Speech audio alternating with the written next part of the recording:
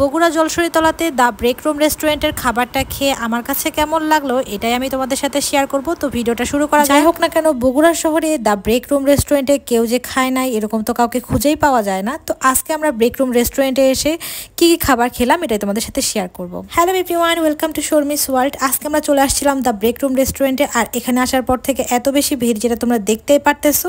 তো প্রায় আধা ঘন্টা দাঁড়িয়ে থাকার পরে আমরা পেয়ে গিয়েছিলাম একটা সিট। কি কি খাবার অর্ডার করব সেটা ডিসিশন নিতে পারছিলাম না। পরে ভাবলাম যে আজকে আমরা খাবো চিকেন চাউমিন, আর তার সাথে নিয়েছিলাম ব্রেক রুম স্পেশাল স্যান্ডউইচ। যদিও খাবারটা আসতে অনেক লেট হয়েছিল, কারণ এত বেশি ভিড় ছিল, মানে ঈদের পরে সবাই গিয়েছে ব্রেক রুম রেস্টুরেন্টে, একদম উপচে পড়া ভিড় ছিল, যার কারণে আমাদেরকে খাবারটা দিতে একটু দেরি করছে। বাট নো প্রবলেম, এখন হচ্ছে আমরা চাউমিনটা টেস্ট করে তোমাদেরকে জানাবো এটা কেমন। ফার্স্টে এই চাউমিনটার স্যান্ডউইচটা দেখে এত বেশি লোভ লাগছিল তা বলার মতো না। এখানে চাউমিনটার প্রাইস ছিল হচ্ছে 199 টাকা, আর ব্রেক রুম স্পেশাল স্যান্ডউইচটার প্রাইস ছিল হচ্ছে 219 টাকা, আর তার সাথে নিয়ে নিয়েছিলাম আমরা কোক। এখন এই খাবারটা খেয়ে তোমাদেরকে রিভিউ দেবো কেমন লেগেছে আমার কাছে।